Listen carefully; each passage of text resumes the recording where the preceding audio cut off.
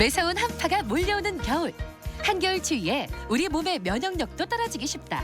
이럴 때일수록 더욱 세심한 건강관리가 중요한데 이맘때 건강관리에 도움을 주는 식재료로 뿌리채소만한 게 없다.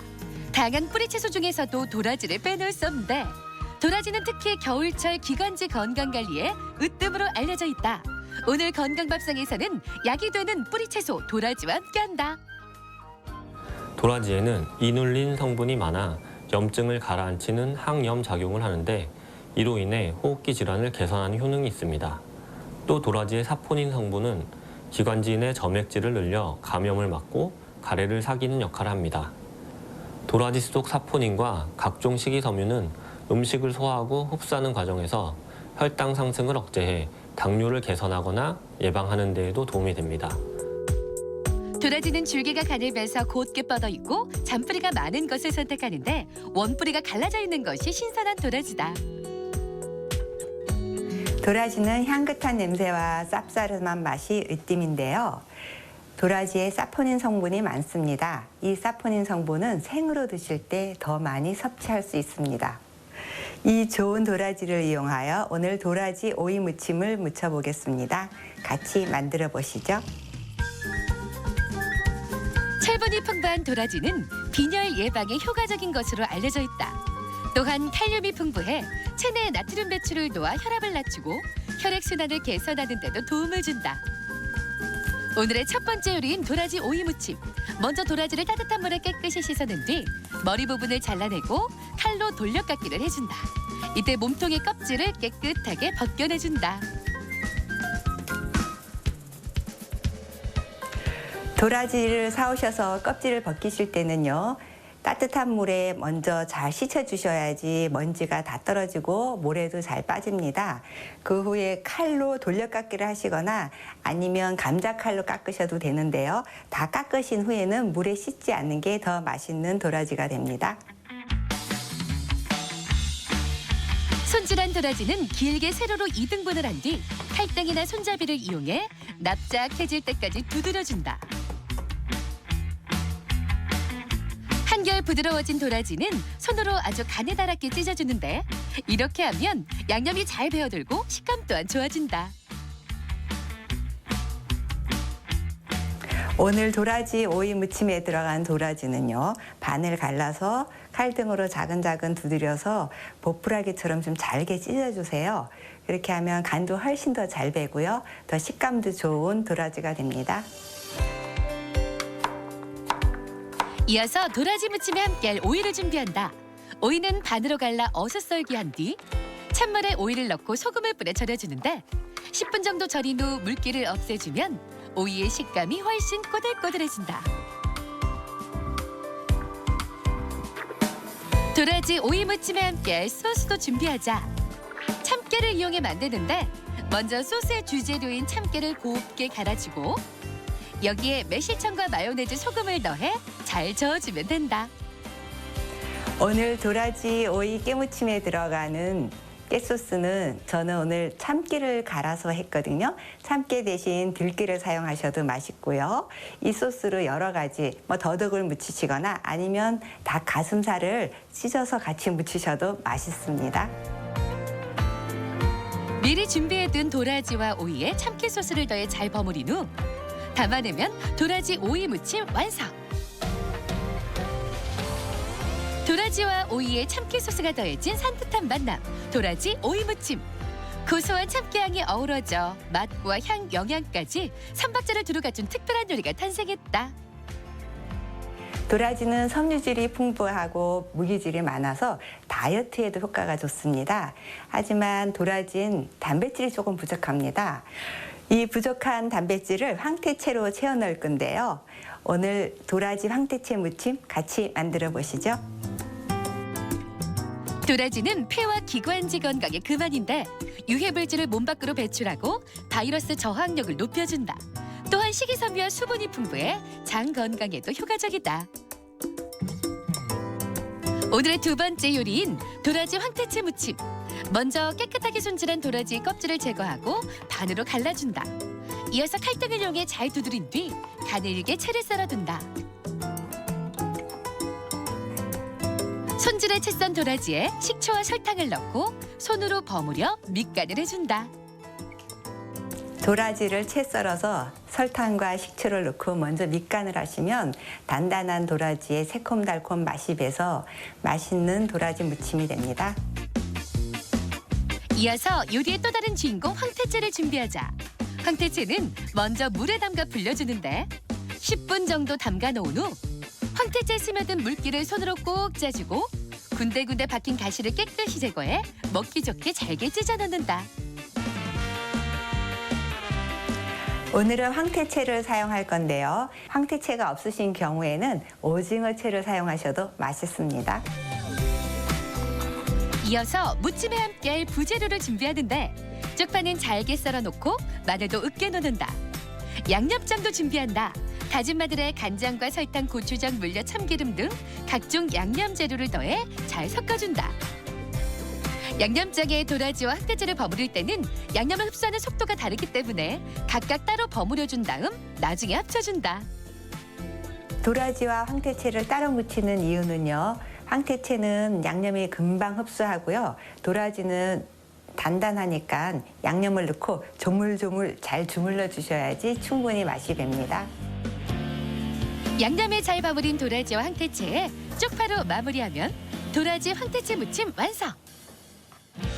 아삭아삭 도라지와 쫀득한 황태채가 환상의 궁합을 이루는 도라지 황태채 무침. 부족한 영양까지 서로 보완해줘 맛과 영양을 두루 갖춘 밑반찬이 탄생했다. 한 연구에 따르면 도라지 추출물을 간암세포에 반응시켰을 때 강력한 항산화 효과를 통해서 암세포의 생성과 증식을 막는 것으로 드러났습니다. 도라지는 철분 또한 풍부하여 빈혈이 생기는 것을 방지하는 역할을 합니다. 특히 출산 후 여성들의 빈혈 증상을 다스리는 데에도 효과적입니다. 옛말에 10년 된 도라지는 인삼보다 낫다는 말이 있다. 그만큼 도라지는 호흡기 질환을 비롯한 각종 질환의 효능이 뛰어난 약재로도 널리 쓰여왔는데 무침은 물론 볶음이나 튀김 등 다양한 요리로 우리 식탁에서 많은 사랑을 받아온 도라지. 찬바람 부는 겨울, 도라지와 함께 우리 가족의 기력을 챙겨보자. 건강 플러스 인사드립니다. 안녕하세요. 김경섭입니다. 안녕하세요. 임보라입니다. 네, 요즘처럼 추운 겨울철, 이 밀폐된 공간에서 온풍기와 난로와 같은 난방기구를 많이 사용하면 난방병에 걸리기가 쉽습니다. 여름철 냉방병에 대해서는 잘 알고 있는데 겨울철 난방병에 대해서는 잘 알려져 있지 않은 게 사실이잖아요. 그렇습니다. 난방병은 겨울철 과도한 난방과 건조한 실내 공기 때문에 발생하게 되는데요. 주요 증상으로는 두통과 무기력증, 피로감 등이 있습니다. 자, 무엇보다 난방기구를 오래 사용하지 않는 것이 중요하겠죠. 그래요. 또한 주기적으로 이 실내 환기를 시켜주는 게 중요한데 하루 중 가장 따뜻한 오후에는 잠시 난방기구를 끄고 창문을 활짝 열어두는 게 좋습니다. 그리고 실내가 건조해지지 않도록 가습기를 사용하는 것도 난방병을 예방할 수 있는 한 방법이 되겠죠. 자, 모쪼록 본격적인 이 겨울철 난방병에 걸리지 않도록 주의하셨으면 좋겠습니다.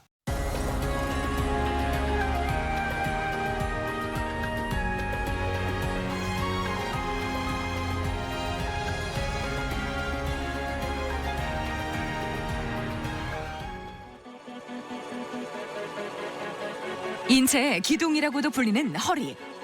보통 허리에 통증이 발생하면 디스크부터 의심하지만 허리 통증을 일으키는 원인 질환은 관절염, 근육통 등 매우 다양할 수 있다. 또한 최근에는 컴퓨터나 스마트폰의 과도한 사용으로 목 통증을 호소하는 사람들도 늘어나고 있다. 목허리 통증은 굉장히 다양한 원인에 의해서 오게 됩니다. 주로는 신경통이나 근육통에 의해서 오게 되는데 또한 자세라든가 직업성인 부분들도 많이 포함되게 됩니다. 이러한 치료들을 감당하는 것을 목허리 통증에 대한 재활이라 할 수 있겠습니다. 가벼운 목과 허리의 통증은 휴식을 취하면 좋아지기도 하지만 원인 질환을 방치할 경우 통증 악화는 물론 만성 통증으로 진행할 수도 있다. 또한 목과 허리의 통증은 잘못된 자세 교정이나 운동요법만으로도 충분히 치료가 가능한 경우도 많은데 오늘 TV 주치에서는 현대인을 괴롭히는 목과 허리 통증에 대해 자세히 알아본다. 자, 목이나 허리에서 느껴지는 통증은 그 원인이 굉장히 다양하고 또 복잡하게 얽혀 있는데요. 자, 때문에 단순히 디스크로 생각하기보다는 다른 원인이 무엇인지 정확하게 파악하고 또 대처하는 게 중요하다고 합니다. 그렇습니다.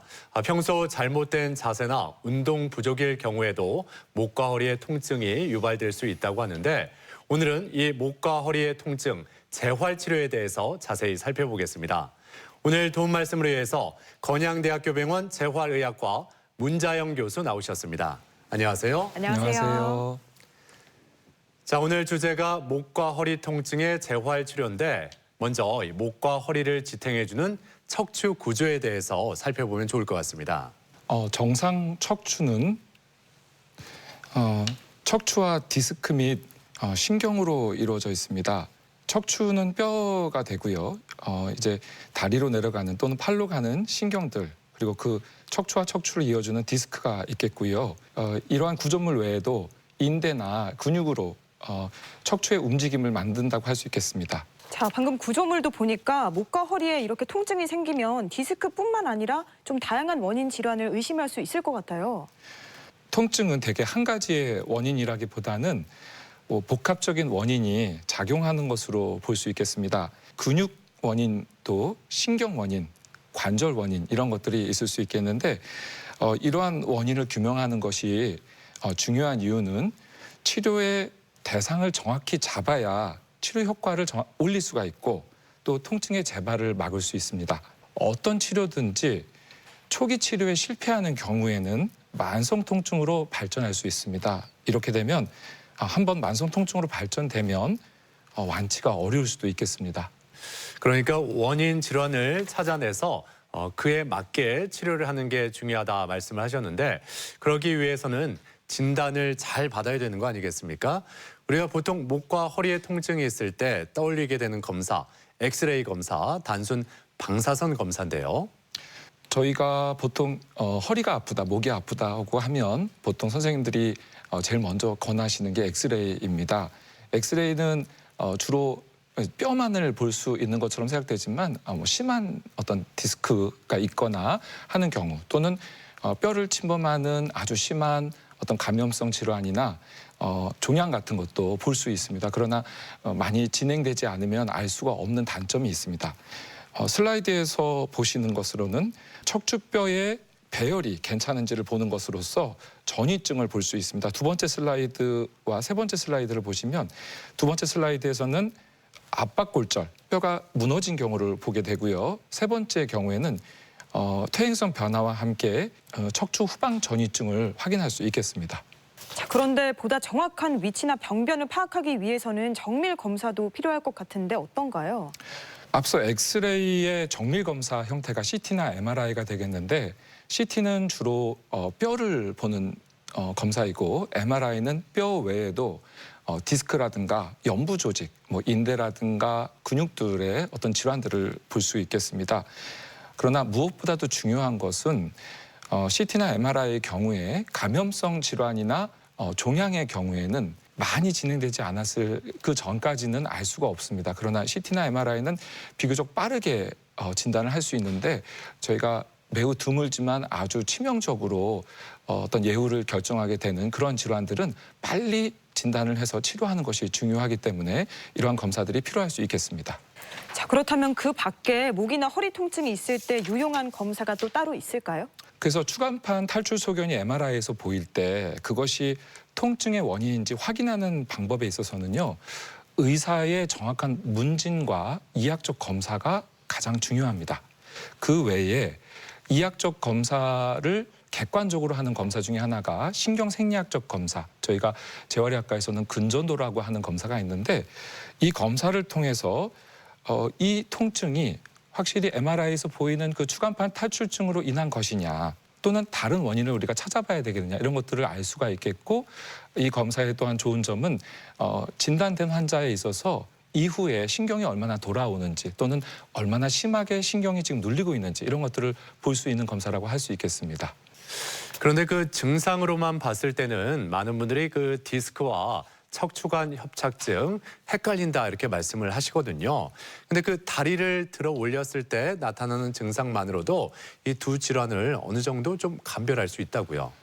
네, 나이가 들었을 때 퇴행성 디스크로 인해서 오는 디스크 증상과 척추관 협착증은 증상과 이학적 검사가 굉장히 많이 다른데요. 추간판 탈출증의 경우에 있어서는 허리의 통증과 함께 방사통이라고 하는 다리로 쭉 이렇게 전기 타듯이 내려가는 요추 5번의 경우에는 약간 옆쪽으로, 천추 1번의 경우에는 약간 뒤쪽으로 이렇게 한 발바닥이나 발목까지 내려가는 이런 방사통을 동반하게 됩니다. 대부분의 그냥 척추관 협착증만 있는 경우에 있어서는 이런 방사통으로는 잘 같이 오지 않는 것 같고요. 또 한 가지, 디스크로 인한 추간판 탈출증으로 인한 질환에서는 발가락이라든가 발목이 힘이 떨어짐으로써 이렇게 걸을 때 약간 질질 끌린다, 뭐 이런 것들, 그러니까 걷는 게 좀 부자연스럽다, 이런 것을 호소하지만 척추관 협착증의 경우에 대표적인 어떤 그 증상은 도저히 걸을 수가 없는데 이렇게 앉았다가 주저앉았다가 가게 되면 이렇게 증상이 없어져서 다시 좀 걸어갈 수 있다. 그러니까 예를 들어서 한 뭐 심리를 가신다고 하면 뭐 서너 번에 나누어서 앉았다 가면 갈 수 있어요. 이러한 증상이 굉장히 특징적인 척추관 협착증의 증상이라고 할 수 있겠습니다. 자, 건강 플러스 오늘 이렇게 목과 허리 통증에 대해서 자세히 알아보고 있습니다. 그럼 병원을 직접 찾아가서 환자들의 이야기를 들어보고 진단과 치료법에 대해서 살펴보겠습니다. 화면으로 만나보시죠. 목이나 허리 통증은 대부분의 사람들이 일생 동안 한 번쯤은 겪을 정도로 흔한 질환이다. 최근에는 의자에 앉아 생활하는 시간이 길어지면서 젊은 층에서도 목과 허리 통증을 호소하는 환자들이 꾸준히 늘고 있는데, 통증을 방치해 증상이 심해지면 일상생활에 큰 지장을 초래할 수 있고 치료 또한 어려워질 수 있다. 요새 어떻게 통증은 좀 어떠세요? 자고 일어나면 이제 양쪽 목 통증이 심해가지고 불편함이 많이 있습니다. 통증이 어떤 때 좀 더 심해지시나요? 보통 이제 장기간 책상에 앉아 있거나 스마트폰을 자주 보는 경우가 많을 때 좀 더 심한 것 같습니다. 지난번 통증 유발점 주사 맞고 좀 어떠셨어요? 네, 그 주사 받고 많이 좋아졌습니다. 목의 통증을 유발하는 목 디스크는 목 주변 근육과 인대가 오랜 시간 압력을 받으면서 디스크가 밀려나오고, 이로 인해 통증이 발생하는 퇴행성 질환이다. 밀려나온 디스크가 신경을 누르는 위치에 따라 목 통증 외에도 두통과 어깨 통증, 손저림 등의 증상이 나타날 수 이 있다. 환자는 계속 지속적인 어떤 목의 통증을 호소하고 계시는데요.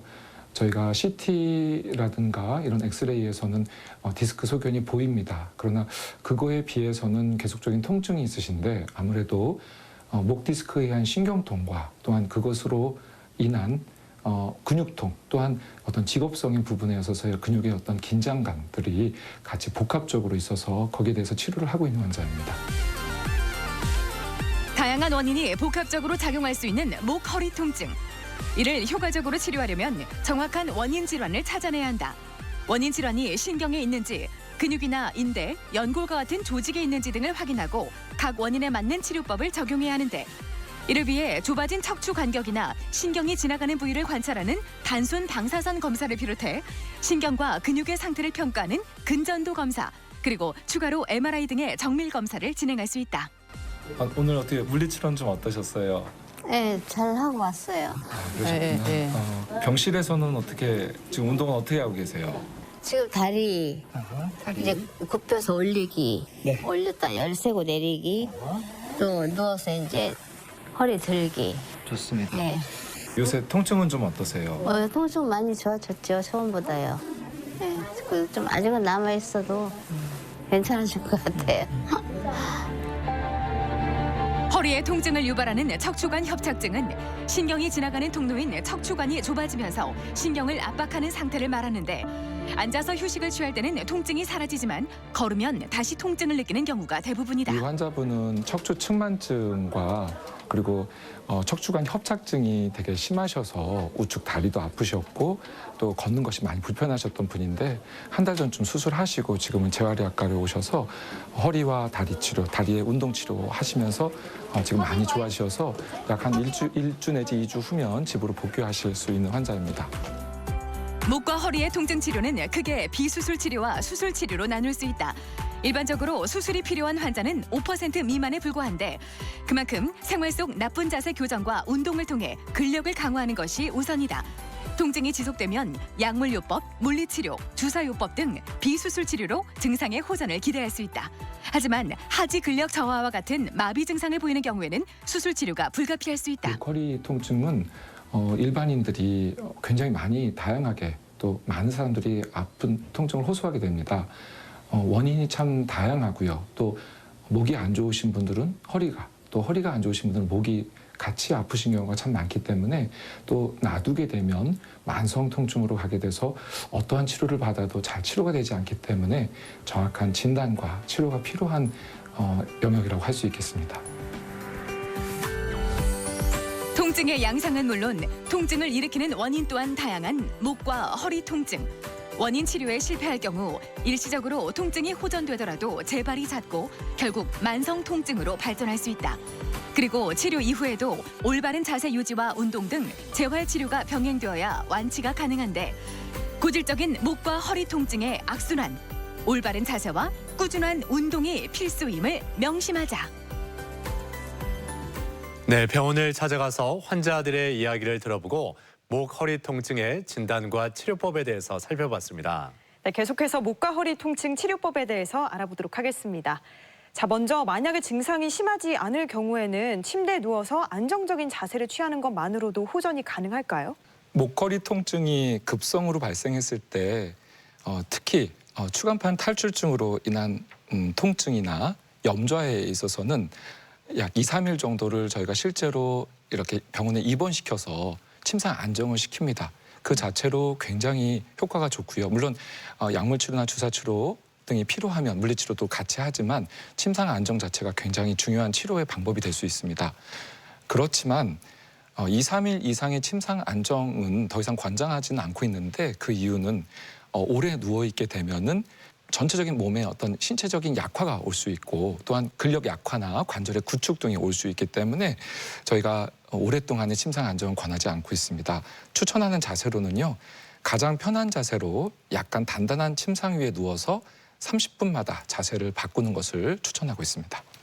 그리고 허리 통증이 있을 때 보조기를 착용하는 분들도 계신데 이 보조기 착용이 효과적일까요? 어떻습니까? 예, 급성으로 허리 통증이 왔을 때 허리 콜셋 착용은 복강 내 압력을 증가시키고 근육이나 척추의 움직임을 감소시키고 또 자세를 교정함으로써 통증 완화에 분명히 도움이 됩니다. 분명한 도움이 되겠지만 침상 안정과 같은 맥락으로 너무 오랫동안 남용을 하게 되면 허리 쪽의 근육이 약해지고 근력이 약화가 올 수 있어서 꼭 필요한 경우에만 한정해서 초기에만 좀 사용하시는 것이 좋지 않을까 합니다. 자, 그리고 원인 질환에 따라서 좀 여러 가지 약물 치료도 필요할 것 같은데 어떤 것들이 있을까요? 목허리 통증의 원인과 양상이 다양하기 때문에 약물도 상당히 다양하게 처방됩니다. 주로 급성기에는 순수 진통제, 그리고 소염 진통제, 근이완제 등이 처방되는데 무슨 통증의 원인이나 강도에 맞춰서 처방하는 것이 중요하겠습니다. 그 외에 척추관 협착증 같은 경우에는 피지 이원 유도체라는 약물을 사용하게 되면 상당히 효과가 좋을 수 있겠고요. 또 만성 통증의 경우에 수면 장애가 같이 있을 경우에는 저희가 소량의 항우울제를 처방하기도 합니다. 자, 약물 치료와 함께 물리 치료도 많이 이루어지는데 물리치료의 종류도 여러 가지고 또 효과도 다양하다고 들었습니다. 예, 어떤 것들이 있는지 좀 소개해 주시죠. 물리치료에 있어서는 저희가 한냉치료라고 해서 아이스나 콜드팩을 대게 되는데요. 이런 경우에는 급성 통증에서 특히 염좌 같은 경우나 추간판 탈출증의 초기에 한 이틀 정도 이렇게 하게 됩니다. 그래서 침상 안정을 시켜드리면서 저희가 보통 얼음팩을 많이 대드리게 되고요. 그리고 급성기가 지난 이후에는 주로 따뜻한 치료, 온열 치료를 하게 되는데 핫팩 같은 찜질팩 같은 경우에 해당되는 첨부열 치료가 있겠고요. 또 병원에서만 할 수 있는 형태의 초음파나 극초단파의 심부열 치료가 있겠습니다. 그 외에도 전기 치료, 또 추간판 장애 환자에서 견인 치료, 도수 치료 이러한 치료를 하게 됩니다. 첨부열, 심부열 이렇게 표현해 말씀해 주셨는데 좀 쉽게 간단하게 네. 좀 설명을 더 해주신다면요. 천부열은 이 피부에 가까운 쪽, 그러니까 열이 깊이 들어가지 않는 것을 천부열, 네. 그리고 열이 한 5cm, 4cm, 5cm씩 깊이 들어가서 거의 뼈 근처에 있는 근육까지 치료하는 경우를 신부열이라고 합니다. 실제적으로 근육이 뭉쳐서 치료를 할 때 그 근육이 어느 정도의 위치에 있느냐에 따라 3cm 깊이냐, 7cm 깊이냐, 예를 들면 그런 네. 것에 따라서 어떤 치료를 할지를 결정하게 됩니다. 자, 그리고 요즘은 주사 치료를 받는 분도 참 많은데요. 이것도 질환에 따라서 종류가 다양할 것 같아요. 주사 치료의 경우에 저희가 근육통, 근막통 증후군이라고 하는 것이 있는데 그 뭉친 근육을 풀어주는 것이 중요합니다. 그래서 통증 유발점 차단 주사라고 해서 그런 근육을 풀어주는 주사 또는 그 외에 추간판 탈출증에 의해서 신경이 염증 반응을 일으켜서 많이 방사통이 있을 때 경막의 통증 차단 주사가 있겠습니다. 그 외에 인대가 약해져서 오는 경우에 있어서는 포를로 테라피라고 해서 인대 강화 치료하는 주사를 놓을 수도 있겠습니다. 자, 그런데 이렇게 물리치료, 약물치료, 이렇게 주사치료로 효과가 없으면 결국 수술을 고려해야 되는 건지 어떻습니까? 제일 중요한 것은 그 질환의 원인이 뭐냐, 그러니까 진단이 중요합니다. 그래서 앞서서 엑스레이, 근전도, MRI나 CT 같은 것으로 일단 수술에 적응증이 되는지를 보는 것이 중요한데 일반적으로 저희가 제일 많은 수술의 적응증은 방사통이 매우 심하고 생활에 문제가 있는데 그 방사통이 적절한 치료, 주사 치료까지 해봤는데도 계속해서 지속적으로 아프고 더욱 심해지는 경우, 또 진단적 영상 검사에서 디스크 탈출 소견이 있는데 그것이 아까 전에 말씀드렸던 이학적 검사라든가 근전도에서 분명히 진단된 경우, 이런 경우에 있어서는 수술을 고려해 볼 수 있겠습니다. 그러나 응급으로 꼭 수술을 해야 되는 경우가 있는데 그것이 마미 증후군이라는 것인데요. 디스크가 보통 중앙 방향에서 확 튀어나갔을 때 보통 소대변 장애가 같이 오시면서, 그러니까 본인이 소변과 대변을 이렇게 이 소변 대변을 제대로 보지 못하시면서 다리 마비가 오는 경우가 있습니다. 이런 경우에 있어서는 마미 증후군이라 그래서 굉장히 심한 형태가 되기 때문에 빨리 수술하지 않으시면 나중에 장애를 남기게 될 수 있습니다. 자, 이렇게 목허리 통증의 치료법에 대해서 여러 가지를 알아봤는데요. 자, 그런데 목허리 통증의 예방과 또 재발을 막기 위해서 진짜로 중요한 치료는 따로 있다고요? 예, 그 중요한 치료가 이제 운동 치료인데요. 운동 치료는 치료의 어떤 효과에 있어서도 굉장히 중요하고요. 그리고 통증이 완화되고 나서도 예방에 있어서 굉장히 중요합니다. 척추 통증에 있어서 운동의 효과를 본다면 통증 자체를 줄인다. 그리고 척추에 미치는 기계적 스트레스를 감소시킨다. 그리고 근육이 짧아진 것을 늘려줄 수 있겠고요. 또 너무 많이 늘어나거나 이렇게 약화된 것은 안정성을 확보해주는 기능을 하게 됩니다. 말씀을 들어보니까 수술이 끝나도 그 치료를 완성하는 것은 환자의 몫이겠다라는 생각이 듭니다. 그렇다면은 이 재활 치료가 얼마나 중요한지 좀 다시 한번 짚어주시죠. 통증을 완화시키는 데도 굉장히 도움이 되고요. 그리고 그 통증을 일으키게 되는 근본적인 원인을 교정하는 데 도움이 됩니다. 따라서 예방 차원에서, 그러니까 이 통증을 내가 완전히 정복하고 싶다. 그렇다면 결국 운동이 내 생활에 들어와서 그것을 매번 하는 수밖에 없습니다. 저희가 혈압이 있을 때 혈압약을 먹으면 결국에 잘 조절을 하면서 평생을 살아갈 수 있는 것처럼 저희가 할 수 있는 것은 결국 어떤 근육을 강화시키거나 짧아진 근육을 늘려줘서 통증이 일어나지 않도록 예방하는 것이 가장 중요하다 하겠습니다. 자, 이런 건 좀 집에서 꾸준히 따라하면 좋을 것 같은데요. 자, 먼저 목과 팔의 유연성을 길러주는 동작 소개해 주실까요? 보통 목하고 어깨가 아파요라고 오신 분들의 상당수가, 가장 많은 숫자라고 할 수 있을 것 같은데 요 세모근이 많이 뭉치게 되거든요. 네. 그래서 이 근육을 늘려주는 방법인데 이것은 보통 한쪽을 좀 의자를 이용한다든가 한쪽은 좀 지지해 주시고 목을 한 30도 내지 4, 50도 정도로 이렇게 약간 비스듬하게 하시고 이렇게 늘려주셔서 쭉 당겨주시는 겁니다. 이쪽이 뭉쳤을 때는 이렇게, 이쪽이 뭉쳤을 때는 이렇게 해서 한 5에서 10초 정도 쭉 당겨주시면은 이쪽에가 늘어나는 느낌이 들 때, 그걸 제대로 하고 있는 겁니다. 실제로 통증이 있을 때 요 주사 치료와 함께 요 스트레칭이 가장 중요한 치료 방법이 되겠고요.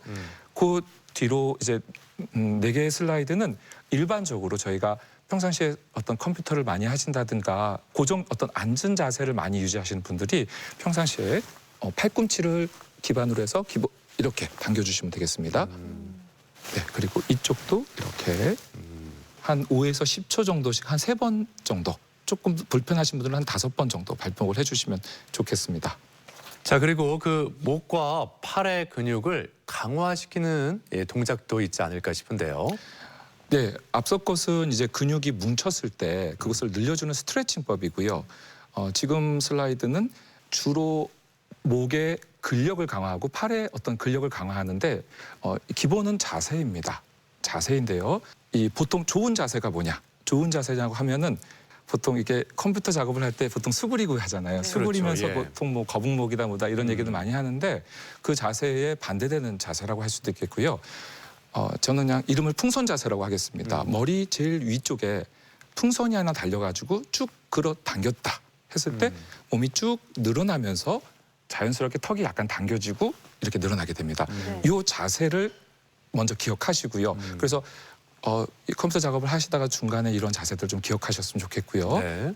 거기와 함께 이쪽에 그 앞쪽 근육, 이 가슴 앞쪽 근육들이 많이 뭉치게 되면서 이렇게 좁아지거든요. 예. 많이 이렇게 줄어드는데 이것들을 좀 늘리면서 허리 펴고 턱 당기고 그다음에 가슴을 좀 열어주시면서 이렇게 어깨를 누군가 눌러도 안 내려가게끔 딱 수직으로 이 자세를 평상시에 좀 약간 보이기에 좀 안 좋긴 하지만 네네. 그래도 아무도 없을 때는 특히 운동하시면서 그러니까 어떤 직장 생활 하실 때 중간중간에 네. 한번 이렇게 자세를 해주셨으면 좋겠고 밑에 4개의 사진은요. 네. 이제 동서남북으로 이렇게 이 근력을 강화하는 방법인데 특히 추간판 탈출증이 있으신 분들 경우에 이것을 좀 권해드리겠는데 먼저 동쪽 10초, 한 5에서 10초, 동쪽, 서쪽, 남쪽, 북쪽으로 해서 자, 그 자세는 나는 유지하고 제가 그 자세를 무너뜨리려고 미는 겁니다. 밀었을 때 그 자세를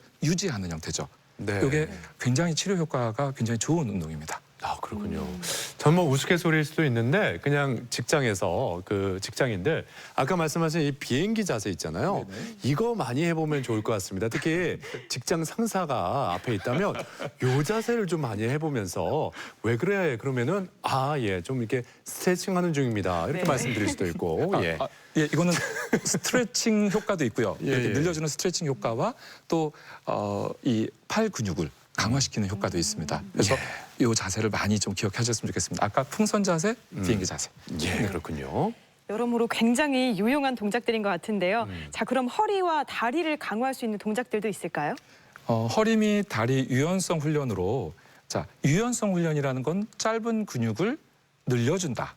자, 원리가 그렇습니다. 주로 근육이 뭉쳤을 때 보통 하는데 말씀드린 것처럼 특히 겨울에 춥게 자거나 이럴 때 많이 뭉치시는데 보통 이 앞쪽의 근육들이 많이 짧아져 계실 때는 약간 이런 뭐 코브라 자세라 그래야 될까요? 이렇게 신전 자세입니다. 허리를 신전하는 자세가 좋겠고요.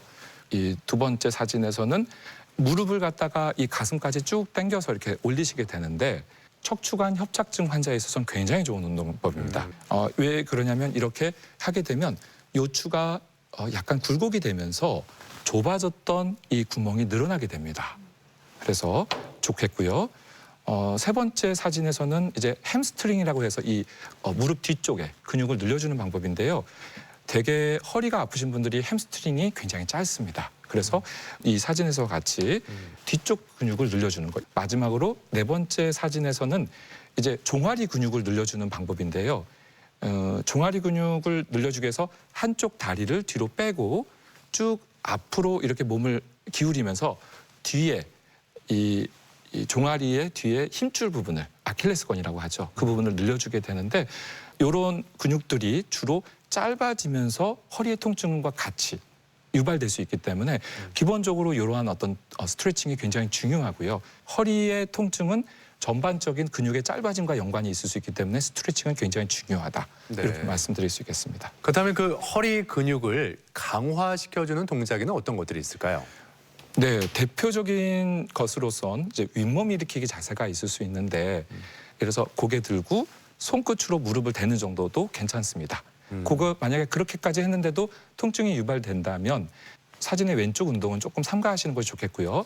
그거보다는 조금 더 안정적으로 안전한 어떤 운동으로는 저희가 브릿지라고 하는 운동인데 이렇게 똑바로 누워서 엉덩이를 쭉 들어서 이제 무릎과 어깨가 이렇게 일직선으로 갈 수 있도록 딱 들어줘서 한 5에서 10초 정도를 유지하는 방법입니다.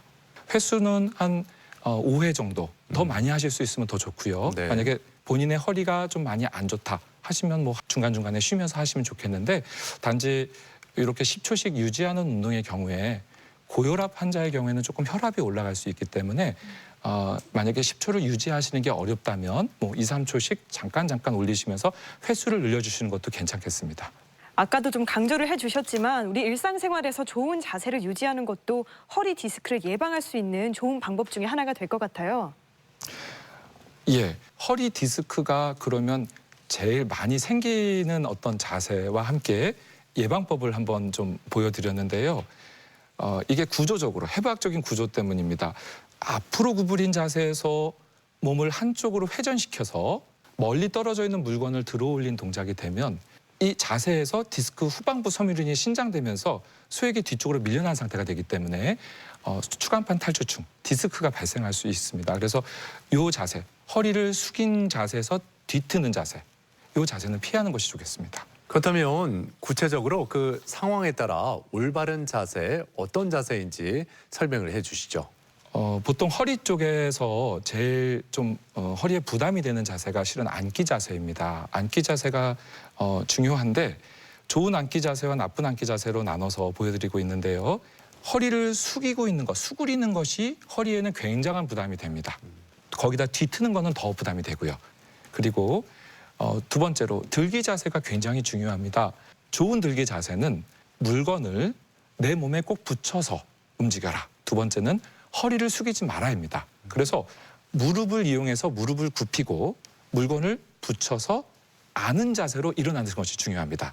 그래서 허리가 안 좋으신 분들은 무릎이라든가 다리 쪽에 근력을 강화하시는 것이 중요합니다. 왜냐하면 물건을 들어야 되기 때문에. 그리고 내가 무리가 되겠다 싶으면 그냥 구루마를 이용하신다든가 아니면 두 사람이랑 같이 또는 나눠서 이렇게 드는 것이 좋지 한꺼번에 너무 욕심을 내는 것은 좋지 않겠습니다.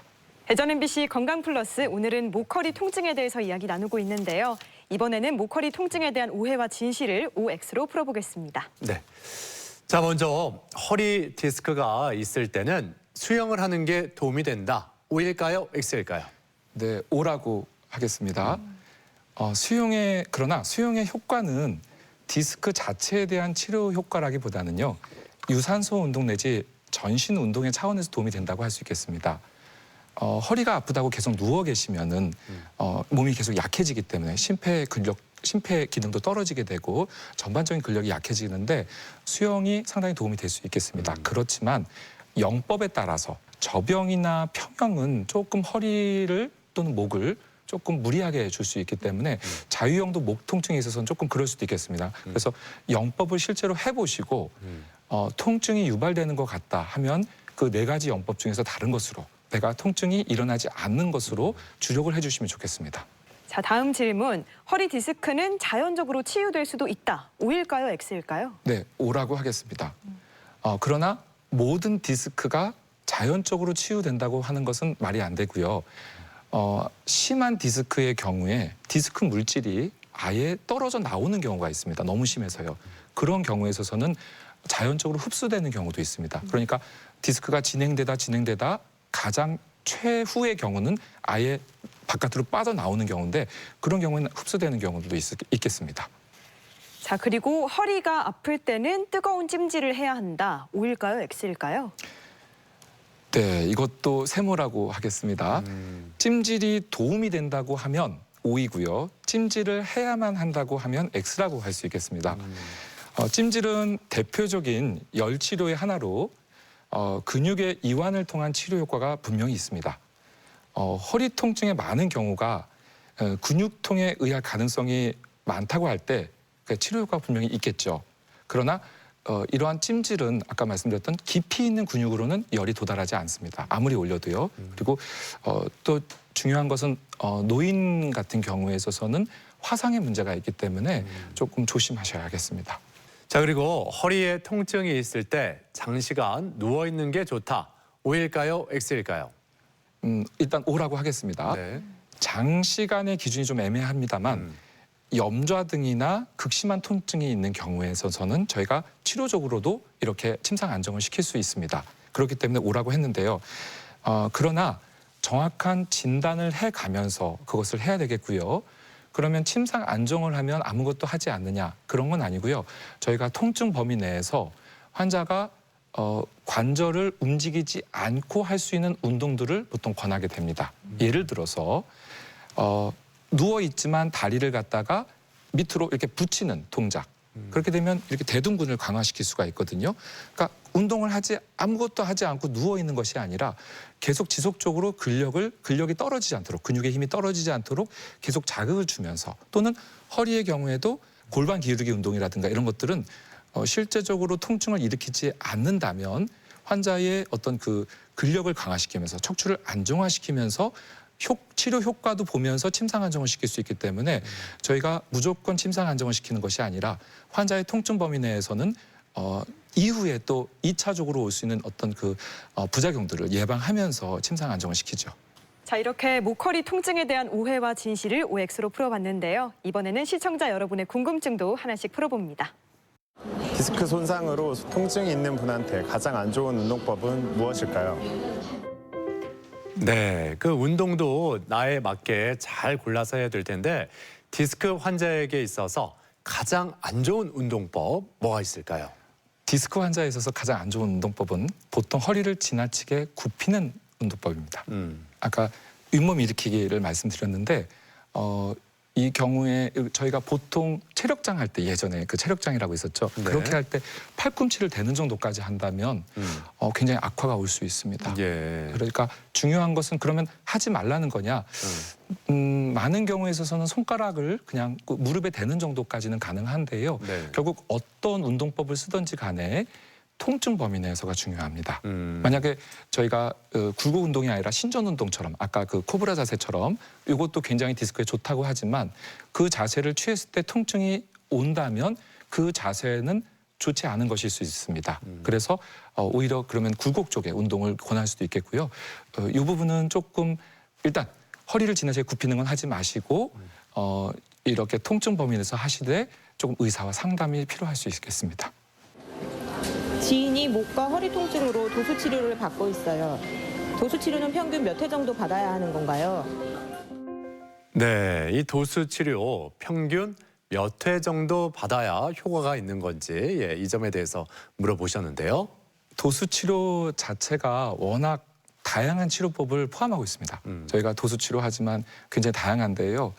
대표적인 치료법인 카이로프락틱 같은 경우에 있어서는 급성기에서 한 번에서 많이 해도 한 8번 정도 수준에서 아마 하시게 되는 것이 좋겠고, 네. 그리고 그 외에 근육 에너지 테크닉이라든가 이런 치료법들은 이제 만성 환자에서 많이 쓰게 되는데 조금 더 횟수가 좀 더 늘어날 수 있지 않을까 합니다. 그렇지만 도수 치료를 통해서 교정을 하고 어떤 짧아진 근육을 늘려주고 근력을 강화하고 이런 어떤 치료 방법들은 결국 예방의 측면에서 네. 본인이 스스로 통증을 조절해 갈 수 있는 것 또는 예방하는 것이 중요하기 때문에 짧아진 근육을 늘려주고 또 약해진 근력을 강화시키고 좋은 자세를 갖고 이것들이 충분히 교육이 달성될 때까지가 실은 어떤 치료의 종교 시점이 아닐까 생각합니다. 자, 그럼 끝으로 목허리 통증에 대해서 꼭 기억해야 할 점, 핵심을 요약해 주시면 좋을 것 같은데요. 목허리 통증은 네모다라고 한다면 이 네모를 어떻게 채워주시면 좋을까요? 네, 목허리 통증은 아내 잔소리다. 네, 이유는요. 결혼해서 아내 잔소리를 피할 수 없는 것처럼 저희가 살아가면서 목허리 통증은 피하기 어렵습니다. 그러나 아내가 하는 말을 잘 귀담아 들으면 결국 자신에게 도움이 되는 것처럼 목, 허리가 통증으로 말하는 것을 잘 귀담아 들으시면 좋겠다는 뜻입니다. 네. 자, 오늘 이렇게 목, 허리 통증의 재활치료에 대해서 알아봤습니다. 지금까지 도움 말씀에 재활의학과 문자영 교수였습니다. 오늘 말씀 고맙습니다. 고맙습니다. 감사합니다. 네, 목과 허리에 통증이 있으면 일상생활이 불편한 뿐만 아니라 삶의 질 또한 많이 낮아질 수가 있습니다. 일정 기간이 지나서 병원을 찾는 경우가 많이 있는데 목과 허리에 조금이라도 통증이 있다면 전문의를 찾아가서 정확한 진단을 먼저 받아보는 게 필요하겠습니다. 그렇습니다. 또 자세를 교정하거나 근력을 강화하는 운동만으로도 큰 효과가 있다고 하니까요. 통증이 느껴지신다면 차근차근히 실천해 주시면 좋겠습니다. 네. 자, 건강 플러스 오늘 저희가 준비한 내용은 여기까지입니다. 이번 한 주도 건강하게 보내시길 바라고요. 저희는 다음 이 시간에 다시 인사드리겠습니다. 함께해 주신 여러분 고맙습니다.